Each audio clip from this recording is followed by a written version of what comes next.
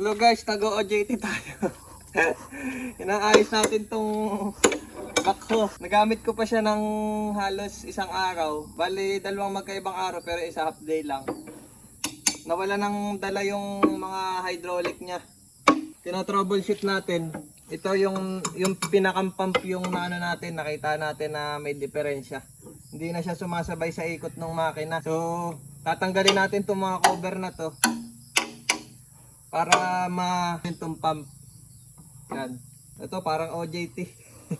Pero wala nagtuturo, sariling ano natin. Sariling troubleshoot. Dito naman, nililinis ko itong mga to, tapos nilalagyan ko ng grasa. Ito. Yan. Tapos yung mga spring na bulok, bibila natin ng bagong spring. Tapos ito, ayan, bulok-bulok na. Hanap tayo ng scrap na plate, metal plate. Ayan o, butas-butas na. Tapos yung ito namang iba, pipinturahan lang natin itong mga to.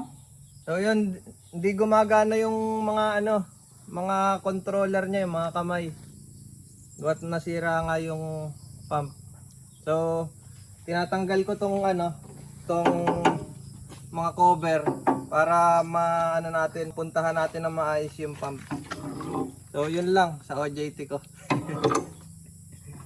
Para mabuksan natin tong radiator. Tapos yung yung pinakang pump nasa ilalim ito. Ito yung pinakang pump na hydraulic pump. Yung sa langis na gumagana dito. Tapos dito naman inaayos ko to nililinis ko to para ayos yung mga control naman dito. Yan. Yan. Kasi may problema to sa pagliko. Ang nakita ko yung ito. Kung makita niya ito dito. Ito, yan yung pinaka niya. Yung mag-e-engage na siya. Konting gano'n na lang, engage na. Ito naman, ang layo na. Ang layo na, hindi pa nag-e-engage. So, dito yung nakita ko. Hindi bumabalik na maayos to. Ito. Hindi bumabalik na maayos. Kaya pag tinuunan mo rito, pagka pinukpok mo rito,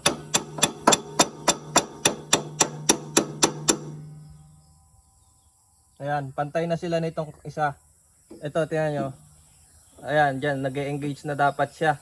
Kaso pag ginano natin, hindi na ulit siya nabalik. Ayan.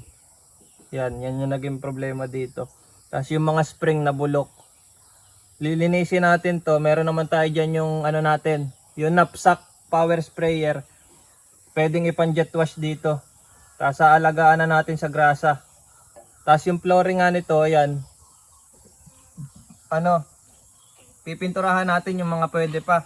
Pero ito, baka hanapan ko ng scrap na plate na ipapattern natin to. Tapos weweldingin lang natin tong ito, kukunin natin to, wewelding natin. To. So kayang-kaya naman natin gawin 'yon. Ayan. Plate lang, hanap tayo ng plate na scrap. So balik na ako dito. Tatanggalin ko na tong harap para makuha natin yung pump. Kahit sa bayan natin ipagawa. Kasi mahirap pagpupuntahan dito ng mga gumagawa. Tanggalin ko yung pump tapos dadalhin ko sa bayan para dun ko gawin. O dun ko ipagawa. So yun muna guys. Dito muna ako sa OJT ko.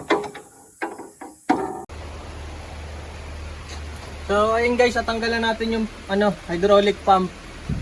So ito, makita nyo ito. Ito na nga yung problema. Ayan, lapit mo. Ayan. So yung pinakang parang nandun sa makina, dapat dito yung kakapit pag umiikot. Kaso yan wala na na yung goma, na chip off na siya, naglalasog-lasog na. So ayan, ito yung water pump niya. Yung niya, yung hydraulic pump. So dadalhin natin to sa bayan para doon natin gawin.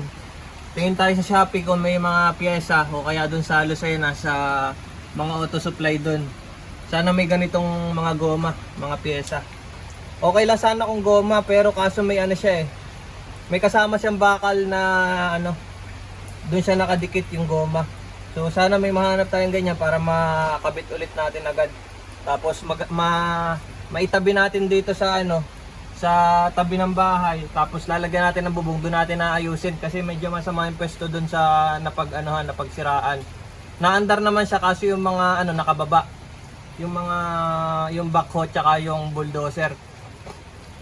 Nakababa siya kaya ang hirap iandar, sumusudsud sa lupa. So maayos lang natin to, maitabi na natin dito sa bahay tapos saka natin naayusin yung ibang issue. Ayan.